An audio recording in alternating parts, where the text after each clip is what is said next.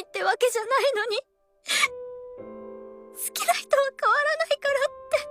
तो blue box anime का भी लेटेस्ट एपिसोड जो ड्रॉप हुआ है उस एपिसोड ने यहाँ पे बहुत सारे फैंस का हार्ट ब्रेक कर दिया है। एंड इसके साथ ही में ब्लू बॉक्स फैंस के लिए एक और बुरी न्यूज भी है। एंड इसके साथ ही में क्या सोलो लेवलिंग ने हंटर हंटर को कॉपी किया है उसके बारे में भी आज हम लोग बात करेंगे, इसलिए आप लोग वीडियो को देखते रहो क्योंकि आज बहुत सारे एनिमे और मांगा अपडेट्स है। एंड स्टार्ट करें अपने सबसे पहले अपडेट से जो आता है अपने ब्लू बॉक्स एनिमे को ही लेकर। और हाँ, मैं सबसे पहले इसके बारे में ही बात करना चाहता हूँ क्योंकि यहाँ पे ब्लू बॉक्स का जो लेटेस्ट एपिसोड ड्रॉप हुआ है उसको देखने बाद अब मैं काफी ज्यादा डिप्रेस हो चुका हूँ। क्योंकि जिनको भी नहीं पता है मैं उनको बताना चाहूंगा कि ब्लू बॉक्स का एपिसोड 24 अब रिलीज हो चुका है। एंड एपिसोड 24 के अंदर वो चीज हमें देखने मिली जिसके लिए यहाँ पे मेरे हिसाब से हम में से कोई भी शायद तैयार नहीं होगा, और वो था हिना का रिजेक्शन। हिना ने अपनी फीलिंग कन्फेस की थी ताइकी के साथ एंड उसी कन्फेशन का रिप्लाई हम लोगों को एपिसोड 24 में देखने मिला। एंड टू बी ऑनेस्ट ये जो रिजेक्शन था मैंने सोचा नहीं था कि मुझे इसके लिए इतना ज्यादा बुरा लगेगा। एंड व्हाट आई रियलाइज यहाँ पे हिना जो है वो बस बाकी कपल्स की तरह ताइकी के साथ रहना चाहती थी। जैसे बाकी कपल्स एक दूसरे का हाथ पकड़ते हैं या फिर एक दूसरे के साथ बाहर जाते हैं, बट वो सपना अब सपना ही रह गया हिना का। क्योंकि यहाँ पे हिना जिस लड़के को पसंद करती थी यानी ताइकी को, उसने यहाँ पे साफ उसके मुंह पे रिजेक्शन मार दिया। एंड पुअर हिना यहाँ पे ये सारी चीजें सुनने से अच्छा वो इंतजार करने के लिए तैयार थी चाहे जितना टाइम लगे। एंड सच कहूँ तो इस सीन को और भी इमोशनल बनाने का काम यहाँ पे ओएसटी ने किया। यहाँ पे जब रिजेक्शन वाले सीन पे ओएसटी प्ले हुआ वो यहाँ पे और भी ज्यादा इस सीन को हार्ट ब्रेकिंग बनाता है। और अब मुझे हिना के लिए हद से ज्यादा बुरा लग रहा है और ताइकी के ऊपर हद से ज्यादा गुस्सा आ रहा है। बट लेटेस्ट एपिसोड अच्छा था, यहाँ पे जो डिप्रेशन चाहिए था वो हमें मिल चुका है। एंड एनिमेशन वाइज ये वाला एपिसोड भी काफी ज्यादा सही था, तो इसीलिए मैं इस एपिसोड को यहाँ पे 9.7 आउट ऑफ 10 की रेटिंग दूंगा। और अब मुझे समझ में नहीं आ रहा है कि इसके आगे मैं क्या ही बोलूं। मतलब सीरियसली हिना के साथ इतना बुरा भी नहीं होना चाहिए था। बट अब ये जो डिप्रेशन है वो शायद एंड होने वाला है क्योंकि ब्लू बॉक्स एनिमे का जो लास्ट एपिसोड होगा यानी एपिसोड 25 वो ड्रॉप होने वाला है 20 मार्च के दिन। एंड उस दिन ब्लू बॉक्स के सीजन 1 का यहाँ पे पूरी तरीके से एंड हो जाएगा। और यहाँ पे सीजन 2 आएगा या नहीं वो हम लोग को एनिमे जापान 2025 में पता चल जाएगा। बट ब्लू बॉक्स फैंस आप लोग जानते हो इससे बुरी न्यूज भी क्या है। यहाँ पे इससे बुरी न्यूज भी आती है इसकी मांगा को लेकर। यहाँ पे जो इसके मांगा के ऑथर है उन्होंने रिसेंट कमेंट में बताया कि ब्लू बॉक्स की जो स्टोरी है वो यहाँ पे और ज्यादा लंबी नहीं जाएगी एंड इसकी सीरीज भी हम लोग को बहुत जल्द एंड होते हुए देखने मिलेगी। एंड हाँ, यही चीज की कमी थी। यहाँ पे ब्लू बॉक्स की मांगा की भी एंडिंग हम लोग को बहुत जल्द देखने मिलेगी। क्या पता अगर इस साल एंड हो गया तो यहाँ पे ज्यादा सरप्राइज होने वाली बात नहीं होगी। और यहाँ पे मेरे हिसाब से सीरीज को एंड कर देना चाहिए क्योंकि यहाँ पे मैं लव ट्रायंगल से अब परेशान हो चुका हूँ। एंड यहाँ पे बुरा तो सबसे ज्यादा तब लगता है जो मेरा फेवरेट कैरेक्टर होता है उसी के यहाँ पे एल लग जाते हैं, जिस पर आप लोगों का ओवरऑल क्या ओपिनियन है आप लोग कमेंट में शेयर कर सकते हो। बट इसी के साथ यहाँ पे रोमकॉम सीरीज के बारे में हम लोग बात करें सो यहाँ पे एक और रोमकॉम सीरीज है जिसको एनिमे अडेप्टेशन मिलने वाला है। एंड इस slice of life romcom anime का नाम होगा होकुका किताकु बियोरी, जो देखने में सही लग रहा है। बट यहाँ पे नेक्स्ट एनिमे के बारे में बात करें जिसका नाम है डेड अकाउंट एनिमे, जिसका एनिमे भी ऑफिशियली तौर पे अनाउंस हो गया। एंड पहले कोई मुझे ये बताएगा कि इस एनिमे का यहाँ पे ऐसा नाम रखा गया है या फिर ये एनिमे मेरे चैनल का स्टेटस बता रहा है।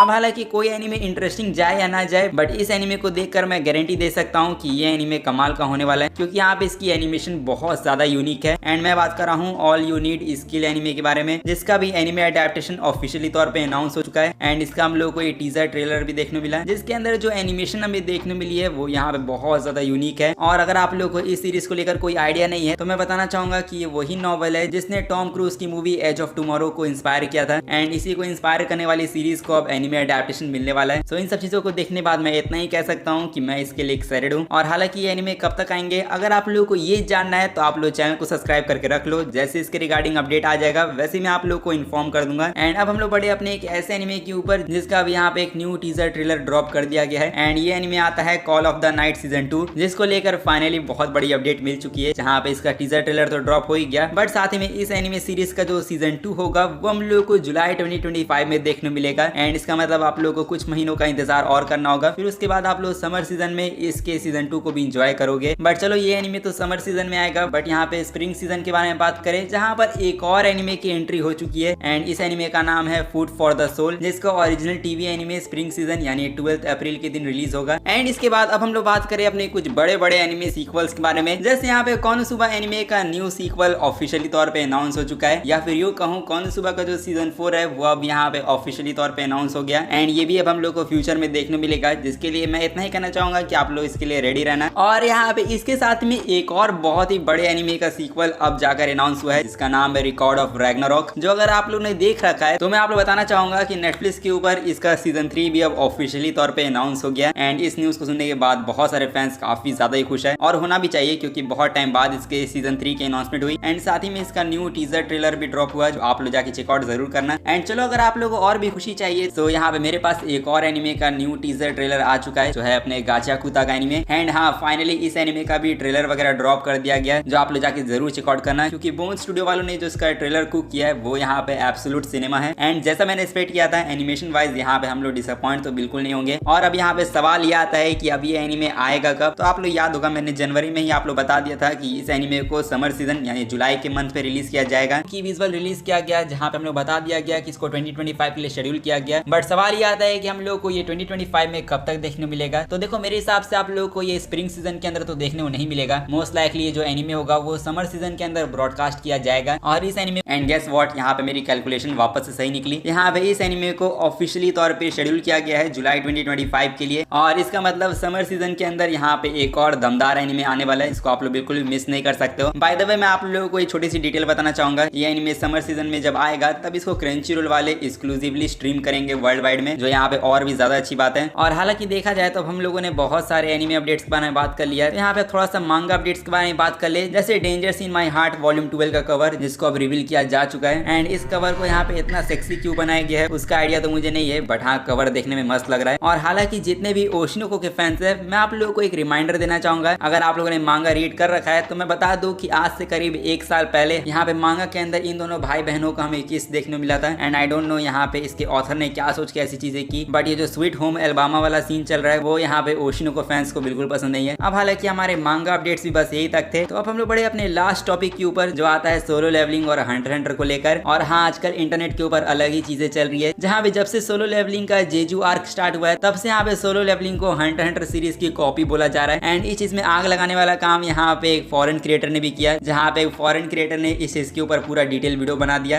Bro, can I copy your homework? Sure, but don't make it obvious. All right, bet. Now, the powerful beings in your verse are called hunters. Do you mind if I take that term too?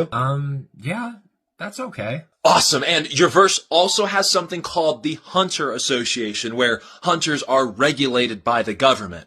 I really like that idea too. I guess you can take that idea as well. Cool. And I love the idea of aura. Bro, I told you not to make it obvious. Okay. I'll copy only a few more things and then I'll be done. I swear it will not be obvious. Okay, fine. Alright, your verse has chimera ants that vow to destroy humans and take over the world. Yes. And the queen of the ants gives birth to the most powerful of them all, the king, Miriam. Where are you going with this? Okay, now hear me out. What if I completely copy that idea with no difference at all? Bro! And अब इस video को देखने के बाद solo levelling fans खुद shock में चले गए, और वो लोग ये सोच रहे हैं कि आखिरकार चल क्या रहा है, क्या सच में सोलो लेवलिंग ने हंटर हंटर को कॉपी किया है। इसको लेकर आप पूरे इंटरनेट के ऊपर बहुत ज्यादा डिबेट चल रहा है, जिस पर देखो आप लोग क्या ओपिनियन है, क्या सच में सोलो लेवलिंग ने हंटर हंटर को कॉपी किया है, वो आप लोग मुझे कमेंट में जाके बता सकते हो। एंड आज की इस वीडियो को हम लोग यहीं पर एंड करते हैं। सो अगर आप लोग इस वीडियो को अभी तक देख रहे हो तो जाके अब इस वीडियो को लाइक कर दो, एंड साथ ही में चैनल को भी जाके सब्सक्राइब कर देना। मैं मिलूंगा आप लोगों से अब नेक्स्ट वीडियो में, तब तक के लिए सायोनारा एंड पीस आउट।